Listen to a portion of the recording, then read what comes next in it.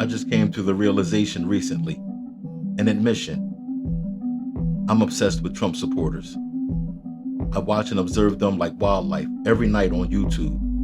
And I'm talking about those real Trump supporters, not these fools out here talking about voting for him just to be contrary. No, I mean the ones that wear the crazy Trump merchandise and fly the flags with Trump's head on the body of Rambo, or riding a dinosaur, holding a machine gun.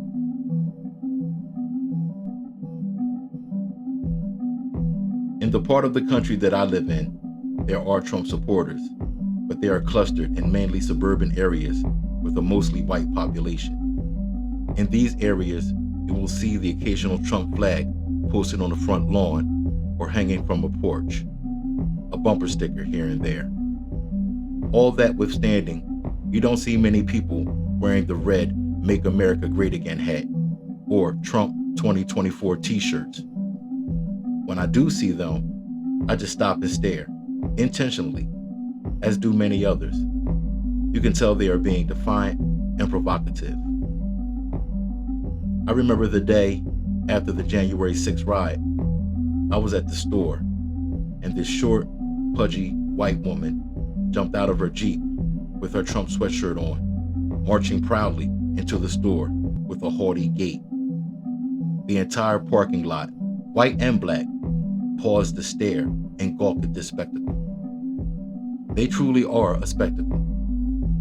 So much so that I find myself watching YouTube videos of interviews of Trump supporters, sometimes until the wee hours of the morning. I'm utterly fascinated with the cult-like gaze and the memorized responses that they all give to the questions posed before them.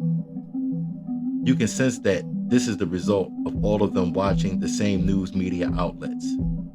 It's as if they have been willfully programmed to believe everything Trump or his minions say. Indeed, it's not called television programming for nothing, but this is insidious. This is new ground for all of us. We have never seen a cult form right in front of our eyes on this scale before. Sure, we experienced Jim Jones and the People's Temple in the 70s, and Heaven's Gate and the Branch Davidians in the 90s, but we never experienced millions of citizens falling under the delusion of what I characterize as a cult, the MAGA movement.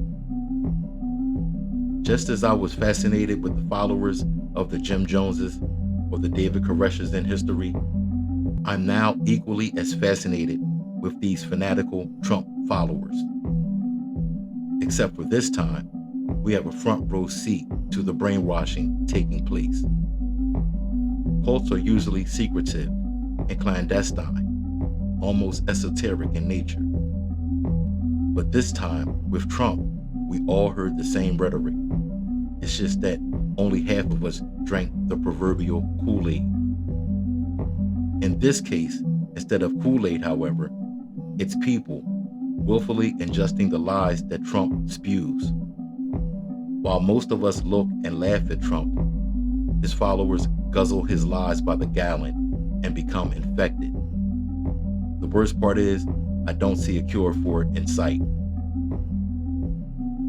At this point, if Donald Trump himself came out and admitted that the election was not stolen, that he was guilty of starting the January 6th riot, that he did try to steal votes in Georgia in 2020, etc., etc., his supporters would come up with some sort of excuse or rationalization to keep the lie alive. They'll say it wasn't really him talking, it was AI, or that it was a clone and the real Trump has been kidnapped or murdered. Or they'll say that he was forced to say it under duress or pressure because they have kidnapped his wife and they have a gun to her head. Anything to keep hearing and believing the lies that they have been fed for years now. They love those lies. Those lies make them feel good. This is not far-fetched. I've heard Trump supporters in interviews say shit like, Biden is dead, and that's really actor James Woods portraying him. Or JFK is still alive and secretly working with Trump. See, anything is possible when you're in a cult. Trump followers, or MAGA as they are referred to, are scary. They are the only ones who threaten political rivals with violence if they oppose or criticize their dear leader, Donald Trump. I spoke before on how many Republican politicians show support for Trump in public because they fear his followers. Secretly, in private, they all hate him. This was made clear when the leaked emails came out and showed that everyone from Capitol Hill to the entire Fox News staff hates Trump, but they will never say that out loud, mainly out of fear and because of the mortal threat that his followers pose.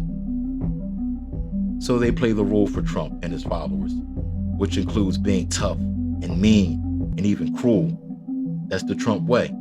Be tough, be rude.